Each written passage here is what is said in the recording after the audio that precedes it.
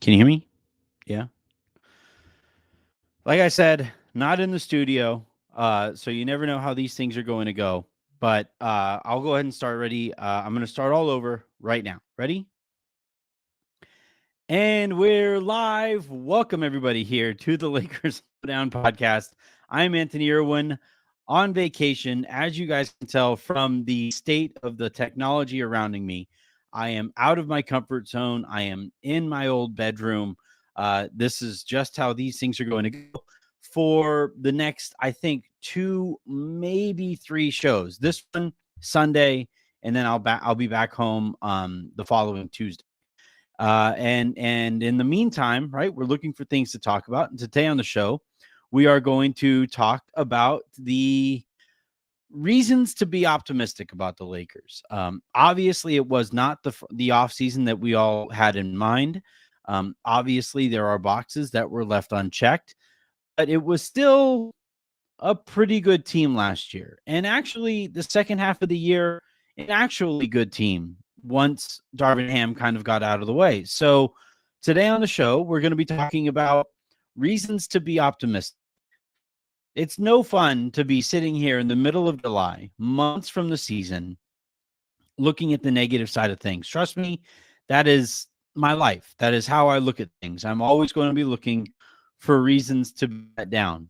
But seeing as it's July and seeing as I watched over the last like 24, 36 hours or so, I watched Nuggets fans try to talk themselves into Russell Westbrook and actually talk themselves into Russell Westbrook. So if they can do it, we can, right? Like if we could see like those idiots over there convincing themselves it's going to work out, Russell Westbrook is totally going to assume a small and totally be fine coming off of the bench for the entirety of the season.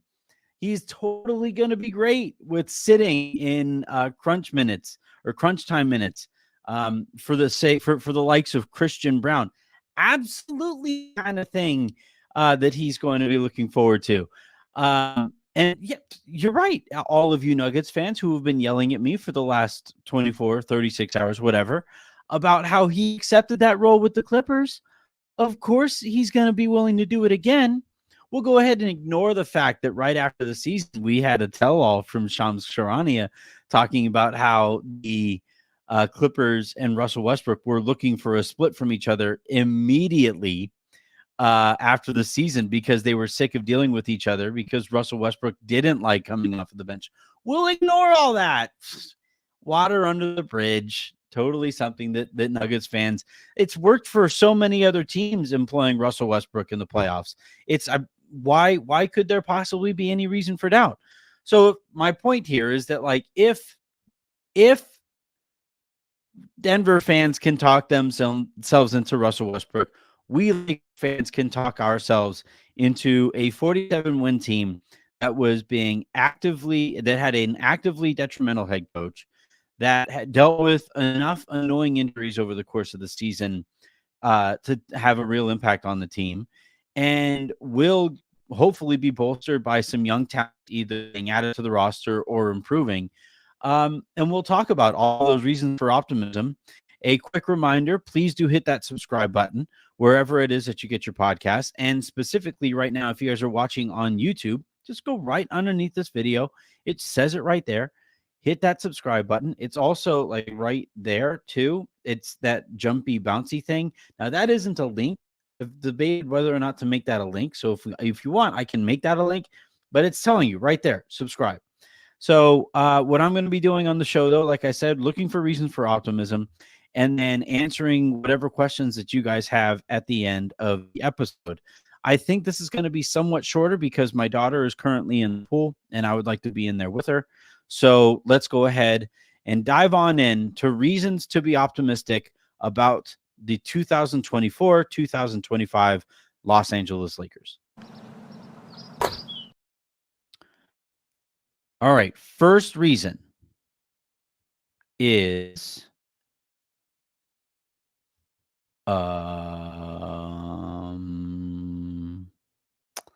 let me think. I'm drawing a blank. I don't know. I'm kidding. All right. The first reason here, I think, to start with is yes, obviously last year, the Lakers benefited from having LeBron and AD healthy for the majority of the season. It's why Darvin Ham was fired, is because they had LeBron and AD healthy. They both had all NBA caliber seasons, and Darvin left the season with nothing to show for it. They were good enough in the regular season to not have to be in the play-in, and then they also obviously exited the playoffs shortly after making it through the play-in. So that is where you start when you talk about injuries, and knock on wood that the Lakers have more injury luck there, or continue to have that injury luck where LeBron and AD are able to stay healthy all year. But then if you look at the types of injuries and like the way the injuries came about, I do think there's something to be said about like hoping that doesn't happen again, because for whatever reason last year you would have these groupings of injuries. You would have basically all year, your point of attack defense was suboptimal because Gabe Vincent and Jared Vanderbilt were just like not available for most of the year. And then you would also randomly have one stretch where they had no wings, despite going out of their way to employ wings, because again, Jared Vanderbilt missed a bunch of time. Rui Hachimura was in the lineup for a couple stretches here and there. Cam Reddish started the year well, but then kind of turned his ankle and then was dealing with injuries basically from that point forward. Injuries and moping. I think we need to point out also that Reddish is the kind of guy who has a history over the course of his college and professional career of, pulling a hammy when he doesn't appear to be getting minutes or whatever. So you had all of that, and when you miss all of your wings, the most important position in professional basketball or in just modern basketball, it's going to really throw your season for a wrench. I'm not saying that we should be hoping for no injuries, because that'd be unrealistic. There is no injury setting to turn off in real life. It'd be great. I pulled my calf muscle walking around it at Disneyland. I would love to be able to turn injuries off and not dealing with this and be worried about blowing my Achilles with every step. But unfortunately, that isn't how this is going to work. But what we can maybe hope for is that when the Lakers do deal with injuries, they aren't as clumped together positionally or, in terms of skill set at the same time over the course of the year. If the Lakers get a little bit more injury luck in that regard, to where, maybe one of your guards actually pulls a hammy and they miss some time, but you do still have the other two main guards on your roster, and then maybe Connect is able to help in some spot minutes as well. Cool. Maybe one of your wings goes down for a little while, but the other two guys are still available there, while LeBron and AD are also there to kind of pick up the slack as need be over the course of the year while guys deal with injury. Or let's say, if AD gets hurt, you're screwed. Like you have Christian Wood, you have Jackson Hayes, you have Colin Castleton, and those guys just aren't going to be anywhere near good to make for AD going down, because the Lakers defense is basically, hey dude, can you fix this? It's just they just are not equipped to be able to handle that kind of a loss. They're a little bit more capable, I think, of making up for LeBron missing some time here and there. Not obviously hoping that we have to see it or see this theory play out, but with D'Angelo Russell, with Austin Reeves, with Gabe Vincent, and with Anthony Davis maybe playing as more of a hub on offense, maybe the Lakers offense is able to withstand a stretch or so of LeBron maybe being out. But aside from that, right, if either of those guys miss legitimate time, then the season is just over. And there really isn't anything that they could do to make up for it roster wise, in terms of transactional tweaks to be able to make up for that kind of a loss. that opportunity flew out the window as soon as the Lakers traded for Russell Westbrook, and has never returned ever since, because that was just that crippling of a move. But in terms of like the injuries, if you get something from Gabe Vincent this year, if you get something from Jared Bolt, this year, then that in and of itself is where I think the vast majority of Lakers fans are kind of pointing to, where, if you're hoping that this team can at least be as good wins and losses wise as last year, and maybe keep pace with a Western Conference that is still tough. Although I think in aggregate, I would say maybe the West got a little bit worse. OKC got better. Minnesota didn't really do anything. Memphis got better because their guys are going to be healthy, but Denver got worse. The Clippers got worse. The Kings, I think, got a little bit worse. I don't like the Rosen fit there. The Warriors, wait to see if they're able to trade Lowry Markkanen, but as it stands right now, they basically just lost Chris Paul, and it's, a couple tweaks here and there, but it's not like an overwhelming roster. You have the Lakers. Houston probably going to be a little bit better, I think. Their offseason was a little befuddling to me, too. Phoenix got, a little bit better. We'll see how Budenholzer is able to, or Budenholzer, or Coach Bood, as we like to call him. We'll see what he's able to do there. But the West, I think, in general, maybe took a slight step back. And I think that might help the Lakers here, especially if they get a little bit better injury luck than they had last season. The next one is a pretty easy one, right? You guys heard me. I turned into the Joker, right? This exists. This is why I look like this, everybody. This is why I'm losing my mind. That clip exists because of Darvin Ham's coaching. Like I did my boy Sean from Lakers Nation's show, and he started the show asking me like, all right, tell me about that clown picture that has become a meme for me. Every time I tweet something that people disagree with, you see the still image of me in that clown makeup. But that exists because Darvin Ham was like like that whole getup, that clip exists because Darvin Ham was just that bad over the course of the year. And yeah, you are swapping out Darvin Ham. Like I'd feel a lot better if you were swapping Darvin Ham out for a more proven head coach. Unfortunately, that head coach wasn't really on the market unless you want to count Budenholzer as that kind of proven commodity. The Lakers, I don't think, wanted to pay for a Budenholzer, so they were never really in the mix for him. But the move from Darvin Ham to JJ Redick, I think, I would say is at the very least a slight upgrade, because Darvin was only in his second year and was, again, really, really, really bad at this.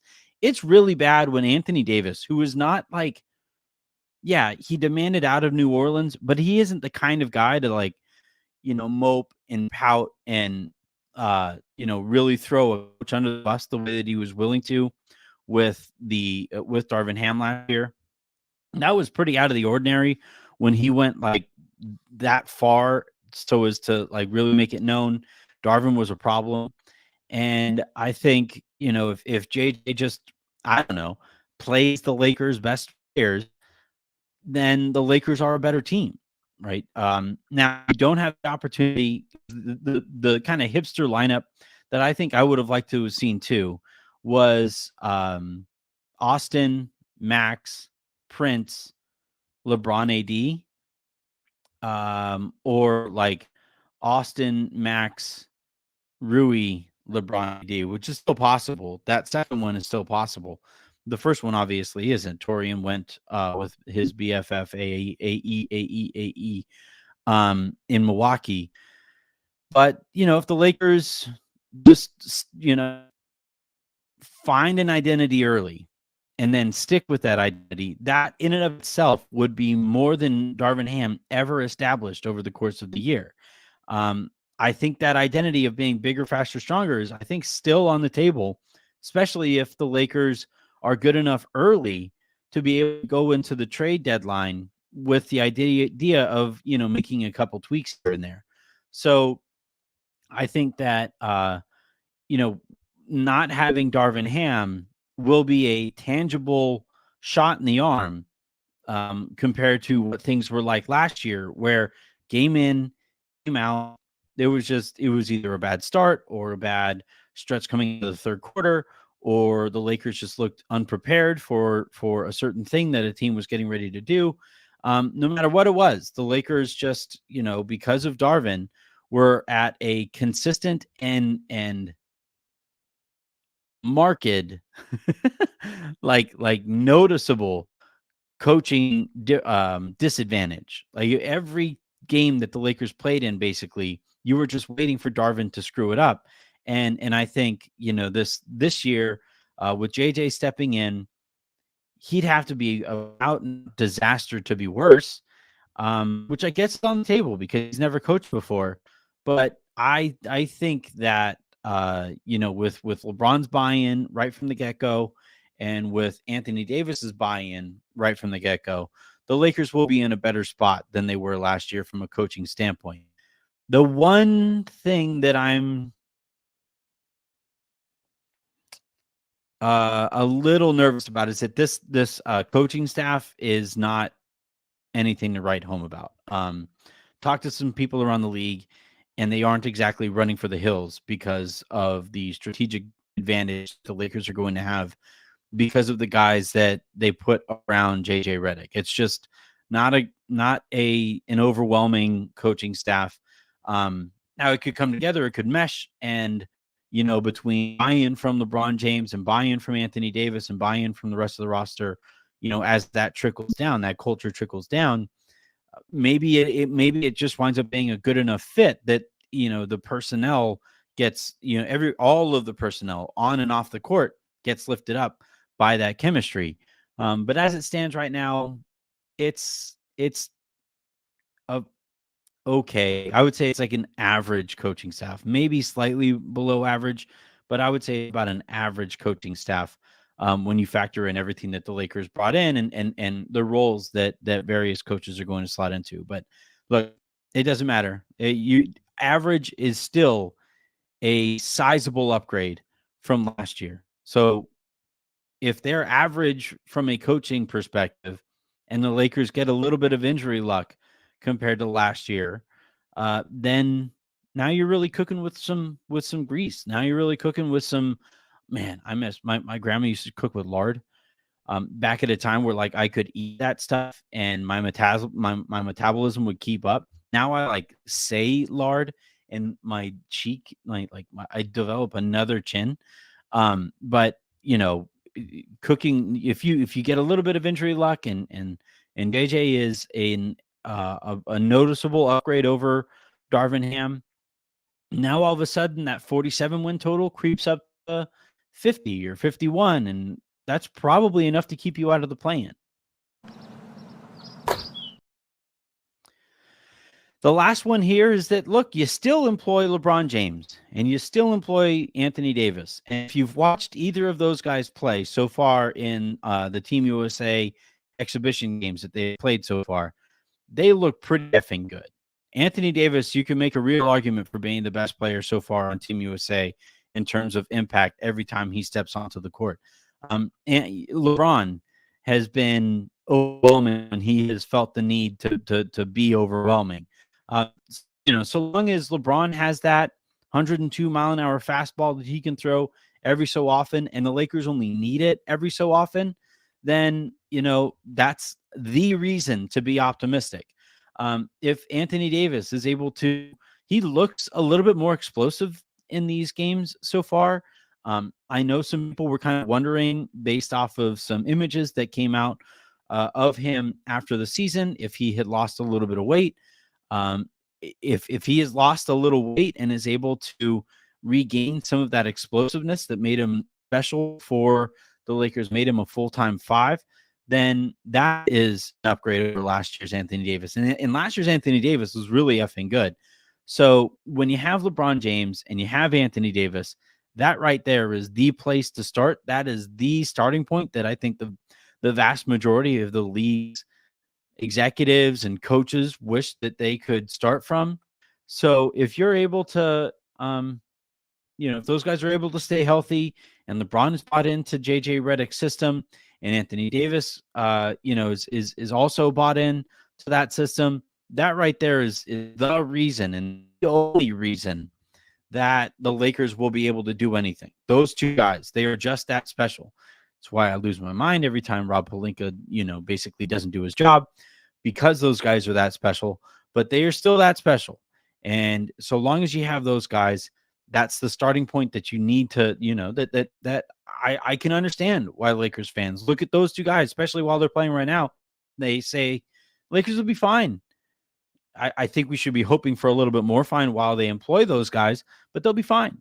And if you get that injury luck and you get Darvin and LeBron and AD are still LeBron and AD, then all right, now you got something. And that to me is like, if you want to, be in a good mood and you want to, just kind of be able to enjoy your offseason despite Rob Pelinka being terrible at his job, those are the 3 points. That's it. Maybe even the fourth is the one that I hit on earlier about the Western Conference taking a bit of a step back. Actually, you know what? I think that's worthy of a bullet point in and of itself. Let's go ahead and talk about the Western Conference and the league in general. So I have ranted and raved, obviously, about the new CBA, and I still think it's a disaster. I do think it's the kind of thing that is going to hurt the league more than it is going to help. But with Adam Silver basically legislating parity, this does mean that, parity. And we've seen it. The Nuggets, as we talked about earlier, had to let Kentavious Caldwell-Pope walk for nothing, and then are hoping to make up for it with Christian Brown's improvement and with whatever Russell Westbrook is able to bring. Before that they lost Bruce Brown. So that's the team that's the big bully that the Lakers haven't been able to do anything with. And perhaps with them getting a little bit worse, that helps the Lakers. And just throughout the league, like as this CBA wreaks havoc on what teams are going to be trying to do, it's going to bring the top of the league down a little bit, and it's probably not going to have too much impact on the middle of the league. So if the Lakers stay basically where they were last year, or even take a bit of an uptick because of the factors that we talked about earlier, and the rest of the league comes down a little bit to them, that gap, goes from, that big to, manageable. It's like Raj always says, right? When the Lakers are down by like 15 in the second quarter, he's always like, all right, just get it to 10. Get it to 10 before the half. Let's make this thing a game. Let's get it to 7. Let's make this thing a game. And I think because of this new CBA, they've gotten a little bit of help, and that 15-point lead has shrunk down to like a 8-point lead, and that the rest of the league or the rest of the conference has on the Lakers. And what that will look like and what impact that will have, I think is obviously still to be seen. But again, the point of this episode is to look for any and any reason to be optimistic, and this, I think, is a major one. Is what the league's desire for parity is going to mean for those teams that are competing in it. And I it's kind of a cop out for me to basically say like everybody's worse. What that's still the case. It might be a cop out, but it doesn't mean it isn't true. So with everybody getting a little bit worse, maybe, just maybe, the Lakers luck out and they're able to kind of stick in that pack a little bit more. Now, while all of that is said, right, what parity means is that those margins become that much more important, and that's why I wish the Lakers cared about the margins. But maybe they'll figure it out eventually. Probably not, because I don't think Rob Pelinka in this front office is very good. But if you are able to start to make marginal upgrades here and there, and stop worrying about winning championships with every move. Though that you could really take advantage of this new CBA. So again, I think the CBA will help. The Lakers just need to find a better way to take advantage of it. All right, let's dive on into your comments here. I'm trying to find. Yeah, I'm trying to find any additional questions or comments. Yeah, I think. Yeah, I apologize, everybody. The quality of the internet here is not great. My parents don't have the same. I pay the most that I possibly can pay for internet bandwidth and all that stuff back home in my office and all that. I have a booster in my office to make sure that my stream is a lot better, but unfortunately, this is the best I can do right now. So I'm going to go ahead. I don't see any additional comments here, and I'm going to all right, fine. Here's a good question. I don't, whatever your name is. No comment on Bronny playing better because you had plenty when he was dog shit. All right, that's fine. I'll go there. Let's talk about this. One, I'm happy that Bronny is playing better. Like, I more than anything, I hope that you guys take from this that I have legitimately been pulling for Bronny because I think he's been put in a tough, if not impossible situation by a bunch of people who don't have his best interest in mind. I think this has all been about LeBron wanting to play with his son more so than looking for what is the best for Bronny right now. Because the best for Bronny right now, I think pretty damn near objectively speaking, is for him to be at USC, to get another year of development down there without the pressure of playing with his dad, or without the pressure. Because look, if LeBron is fine with Bronny sitting there all year and developing in the Lakers system, then cool, awesome. Just like I said about Russell Westbrook, if Russ was actually open to that kind of a role, a lesser role, then cool, it'd be great. It'd make a whole bunch of sense for everybody. But, however, Russ has never wanted to do that, and I don't know. I don't know if LeBron, or well, I don't know how Bronny feels about it, but I don't think LeBron brought Bronny there just to sit there. I don't eventually, is there going to be pressure applied to JJ Redick, who is a LeBron hire, to play Bronny? That's certainly something to be a little nervous about because Bronny isn't ready for that. But talking about just Bronny specifically and what we've seen from him lately, it has been tangible improvement throughout the run of these summer leagues, starting in California, in that California Classic, and then obviously playing in Vegas, where the last two games especially, LeBron has looked like a top 4 to 6-ish player playing in those games.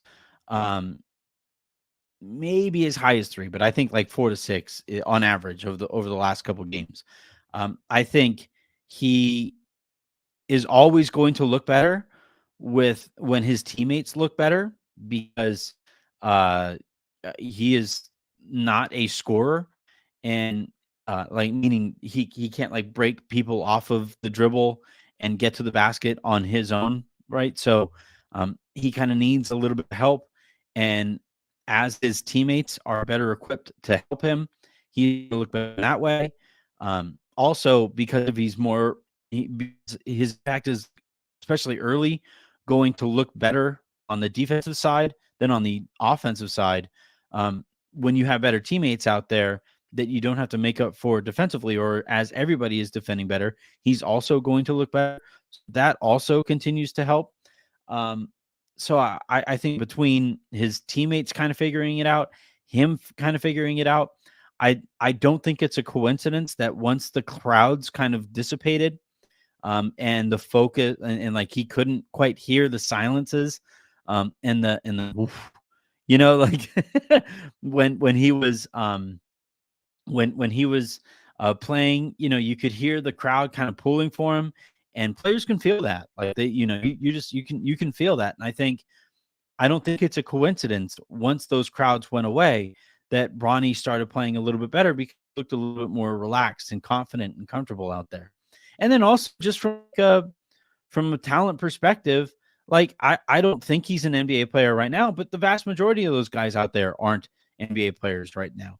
So once he kind of figured out, like, well, you guys are working on shit too. Well, all right, let's do this. Like, let's do this thing. And I think, he has the talent, he has the skills to at least be as good as most of the players that he's going to face in summer league. Whether that will carry and translate into the next level, probably not. But it doesn't work like almost no 55th picks are able to translate immediately into NBA play or able to handle NBA play immediately. So as long as those expectations from LeBron and the team are realistic and fans are also realistic, then I think it could work out for Bronny. But I'm very happy that he has looked better. The defense has improved, even though it was solid in the beginning. It's now like legitimately good by summer league standards, I think now. And then the offense, he's knocked down a couple threes, which I think really helps. Even though I don't think he's going to be much of a shooter, at least for a little while. But it opened up the rest of his game. He's able to get to the basket. He's able to take advantage of that length. I think he's still learning. We saw this with Ingram early in his career, where those of you who listened to Pete and me back at the back at Locked On Lakers, I spent a lot of time. He and I spent a lot of time talking about Ingram, like seeing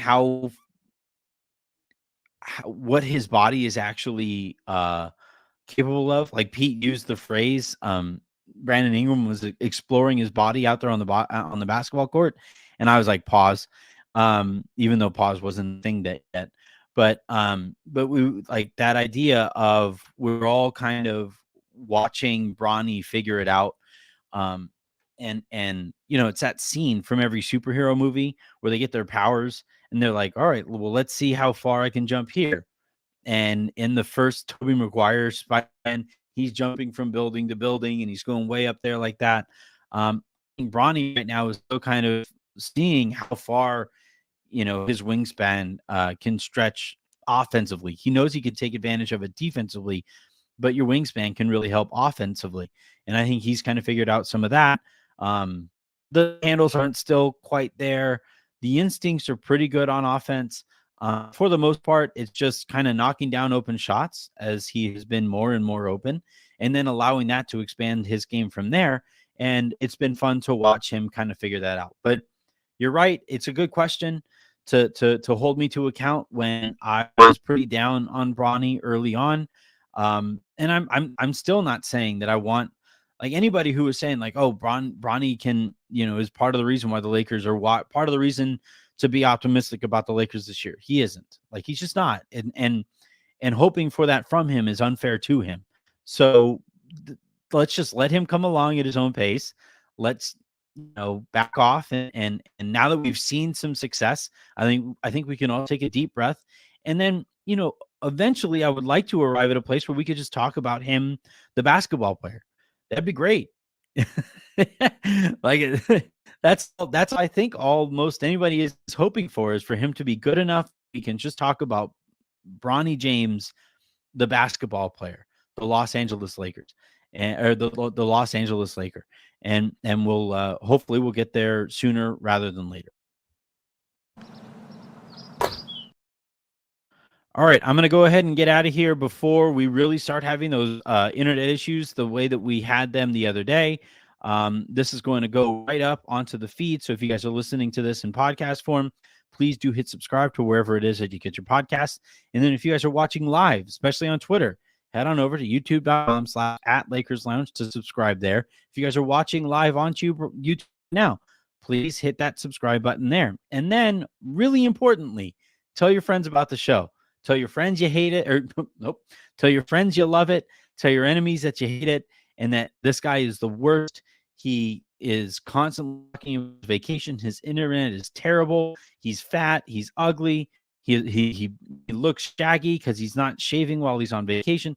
Tell them all of that stuff, and so long as they're your enemies, and they'll tune in just to spite you. But no, I appreciate the support. I was out with some friends at a bar last night. Had somebody come up and meet me in public with my friends, and that was a cool moment. So shouts. I'm not going to say your name live on the show, but shouts to that listener. That kind of stuff means a lot. And have a great rest of your day, everybody. Whew, man, hold on, get a stare.